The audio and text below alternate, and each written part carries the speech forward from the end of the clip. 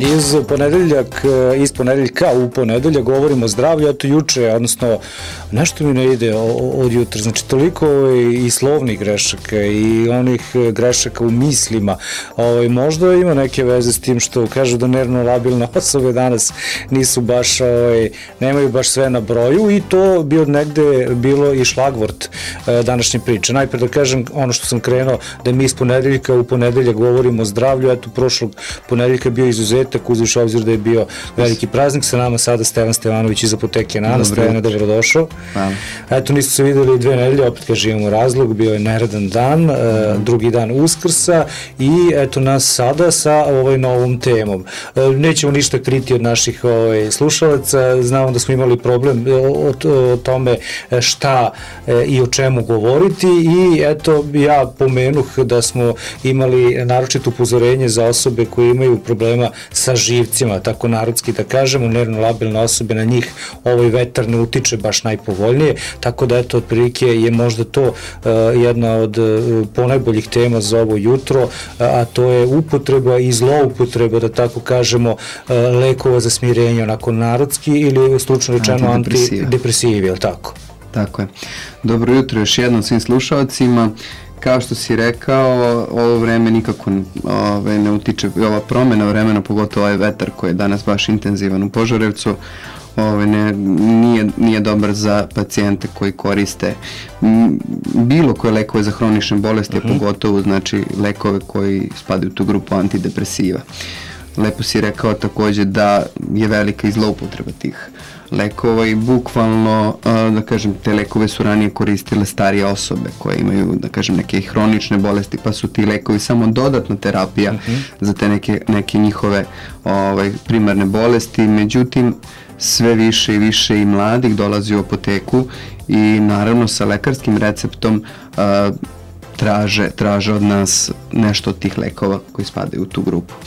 Nije dobro to koristiti jer bukvalno mnogo stvari nekih ima koje ti lekovi remete kod pacijenata i mogu da kažem da primjenom tih antidepresiva ljudi, da kažem, nekako zaboravljaju, potiskuju te neke probleme umjesto da se sa njima zapravo suoče i nađu pravi uzrok tog problema i reše ga. Zaista jedan veliki problem. Također antidepresivi menjaju raspoloženje ljudima koji to koriste i ako se oni ispravno koriste, naravno ako postoji ta potreba, oni su zaista nekad neophodni, ali u velikom broju slučajeva ljudi jednostavno žele da pobegnu od tog nekog problema i onda uzmu antidepresiv, što nikako nije dobro. Antidepresivi utiču i na debljanje, znači na povećanje kilaže, jer jednostavno ljudi su, neću kažem, umrtvljeni, jesu. Znači usporeni se, slabije se kreću, dosta leže, tako da to utiče i na njihovu kilažu. Šta još mogu da kažem, utiču ovi lekovi dosta i na seksualni život, baš postoje. Sve nas mrzi pa i to. Eto, bukvalno je tako. I kod muškaraca i kod žena znači smanjuje se ta seksualna želja, ali kod muškarca seksualna nemoć. Znači utiče na potenciju. I mogu da kažem da to zaista uzimanje ovih lekova je jedan znak slabosti te osobe. Tako da, nažalost, primjena tih antidepresiva, kako sam čitao neka istraživanja, pokazuju da zaista se povećava broj samoubistava kod ljudi koji to koriste. Da li je tu glavni problem to što, eto, kada koristite van recepta ili van potrebe, da tako kažemo, se stvara neka zavisnost, odnosno osjećaj da bez toga ne možete da pregurate dan i onda vam služi za to, a ne za neku pomoć pri lečenju neke hronične bolesti ili tako nešto? Upravo, ljudi se na neki način navuku na te lekove i ubede sebe da ne mogu bez toga, jer jednostavno ne žele, opet kažem, da se suoče sa svojim problemom.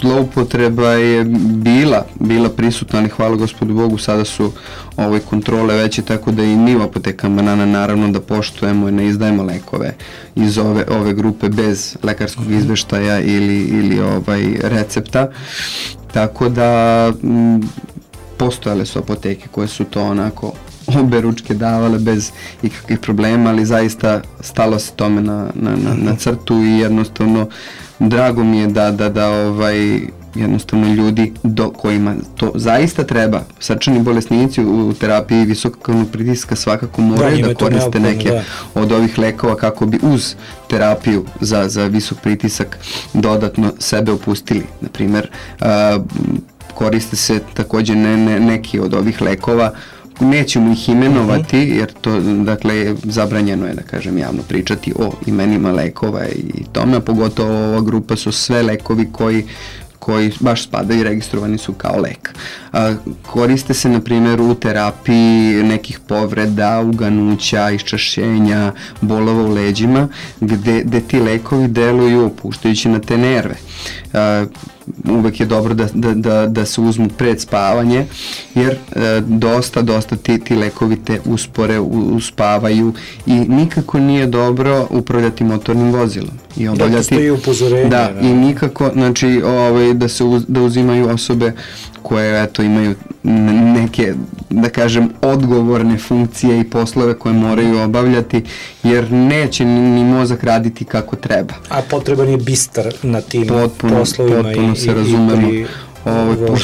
Postoje naravno, kad smo eto još kod zloupotrebe, da ljudi koriste ovu grupu lekova zajedno sa alkoholom. Eto da čisto objasnim kako to upravo deluje u našem organizmu. Alkohol usporava metabolisanje lekova, što znači ako se popije alkohol i neki od ovih lekova, produžava se dejstvo leka, odnosno duže se taj lek zadržava u organizmu jer se sporije metaboliše, što nikako nije dobro.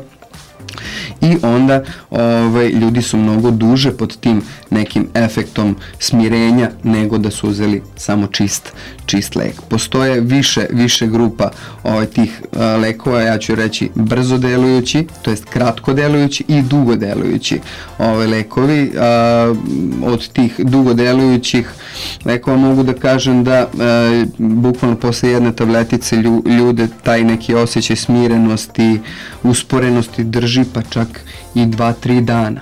Znači sve zavisi koliko često to koriste, mada mnogi ljudi povećavaju tih dozu jer imaju taj neki osjećaj da taj lek na njih ne deluje, što zaista nije nikako dobro jer ti lekovi bukvalno u nekim preteranim količinama, pogotovo eto kad pričamo o tom gutanju tableta, šaku tableta da se ubije, znači može čak doći i do depresije disanja i bukvalno da čovek izvrši samoubojstvo. Dođe u tu situaciju. Tako da i to se radi, a pogotovo eto sa tom kombinacijom sa alkoholom. Ja tu kažem, nikad alkohol sa lekovima ne sme se koristiti niti sa antibioticima, niti sa lekovima za krvni pritisak. Naravno, pored svih tih lekova postoje u apotekama NANA postoje preparati koji mogu da se uzmu čak i u slobodnoj prodaji. To su lekovi kao što je na primjer Persem Forte, Dormirin, pa ne znam, čaj od matičnjaka, Valerijana kapi, jako dobro poznate ljudima. Nisu preparati koji će stvoriti tu neku zavisnost, ali svakako će smiriti organizam i osoba može normalno da funkcioniše, ali taj neki osjećaj tuge ili umora preteranog može ovim preparatima vrlo lako da se sredi, ali naravno ja sam uvijek za neku alternativu i neke stvari koje da se smirite prirodnim putem. A to je znači da se suočite sa problemom, ne da bežite od problema zajedno sa lekovima, nego jednostavno da nađete uzrok tog problema, da pokušate da ga rešite, da pričate. Danas je jako moderno da se ide i kod psihologa, kod psihijatra, tako da i to ljudima savjetujem da nađu osobu od poverenja sa kime mogu, naravno da je ta osoba stručna, i da popričaju o tom svom problemu, i ako ne mogu sami, dakle uz stručnu pomoć da izađu iz tog problema.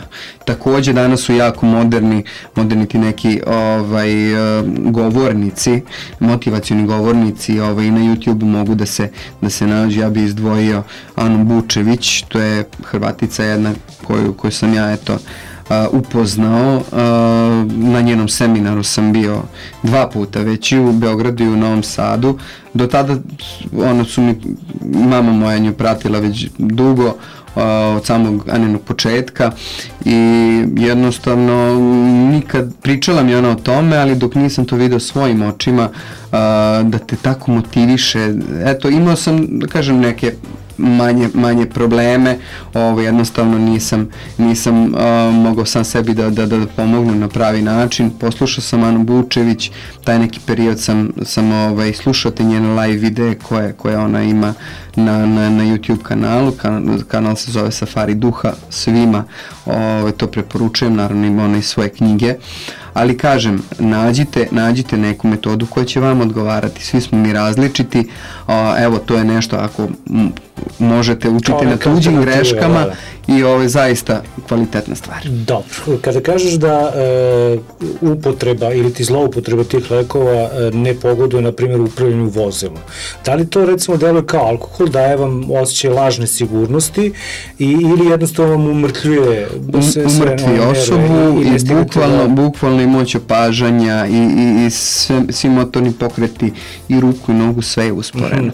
Čak vrlo lako osoba koja vozi može i da zaspi za volanom, što uopšte nije dobro, tako da uvek u uputstvu tog leka mora da stoji da je zabranjeno upravljanje, pogotovo motornim vozilima i obavljanje tih nekih poslova koji zahtevaju potpunu budnost. Dobro, ako se ja dobro sećam, nekada su ovi lekovi antidepresivi bili u slobodnoj prodaji, odnosno mogli ste da kupite tako nešto ranije, ili je možda bila labavija, što bi se reklo, labaviji zakon u toj oblasti i čini mi se da od tada kreću ti neki, ta neka pomoćna lekovita sredstva, ako tako možemo reći, ti neki preparati koji su se pojavili na tržištu tada, čini mi se, u većoj meri. Ono što hoću da pitam, da li je to zapravo ista baza, samo što su ovi jači, kažeš, Persen, pa si naveo Valerija, pa da li to sve isto sadrži i ovi lekovi ovo, ili je to možda totalno druga?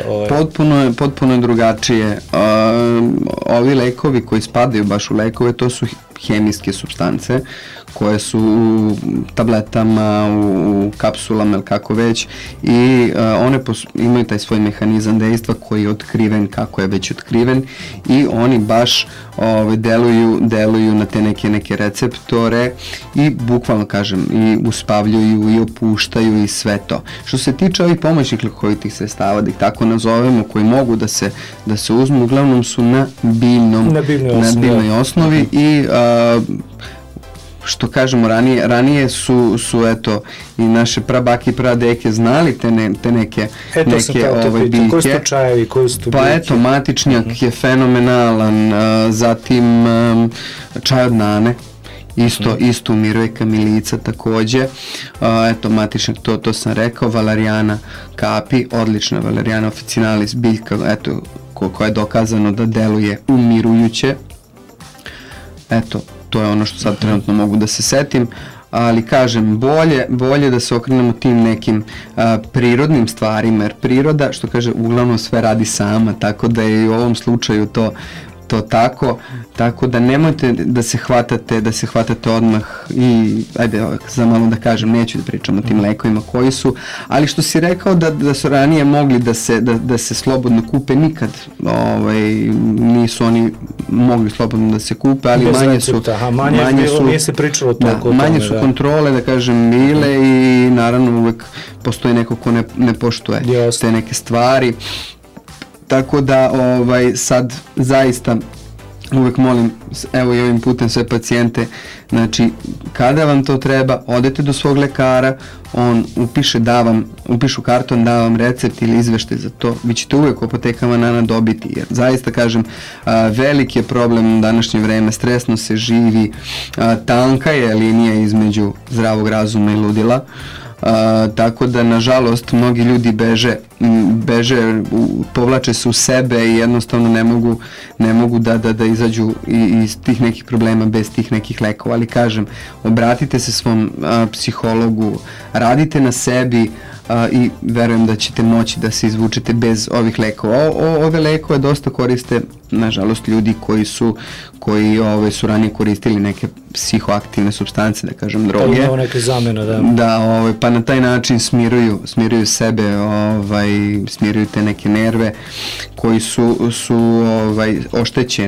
oštećeni od tih psihoaktivnih supstanci, ali da kažem sve ih je manje i uglavnom kada i ti ljudi dolaze u apoteku, dolaze sa lekarskim receptom, jer zaista, kažem, kontrole su velike i apoteka Nana to uvek poštuje. Naravno, uvek ćete dobiti uz vaš recept koji vam je lekar prepisao. Stevane, placebo efekat kod lekova poznat i priznat u svim granama medicine i ljudskog organizma, a čini se da ovde bi trebalo negde da ima i najveću primjenu, pošto rekao si priroda se postarala za sve to, ali eto u ovoj temi čini se i psiha dosta toga radi, ali pomenuo si ove motivacione govornike i to koliko je moguće, na primjer, da prevarite nekog od, sad pričam zaista hipotetički, da mu date neki lek, na primjer. U najbolje nameri bi to uradio. Da, čisto neki bez veze lek i da vam kažete da je to za smirenje i da se on zaista smiri, jer eto, ubedio je sebe da je nervozan i da mu samo lek pomože.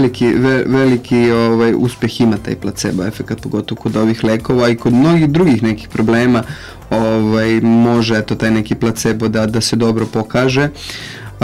Naravno, sve zavisi u kakvom je stanju pacijent, da li je to samo početak te neke, da li je neka blaga depresija ili već, da kažem, duboko ili svakodnevni stres koji je to dobro. Sve to, kažem, može da se reši, placebo je uvek dobar, treba pokušati, postoje, kažem, eto ti neki preparati, konkretno i magnezijum sam po sebi deluje opuštajuće, znači eto, ja ljudima volim tako kad su i uznemireni, kada su onako u grču, baš da dam magnezijum, to je isto je pokazalo se za mnoge stvari taj magnezijum, eto, dobar, pogotovo kod glavobolja i grčeva u mišićima.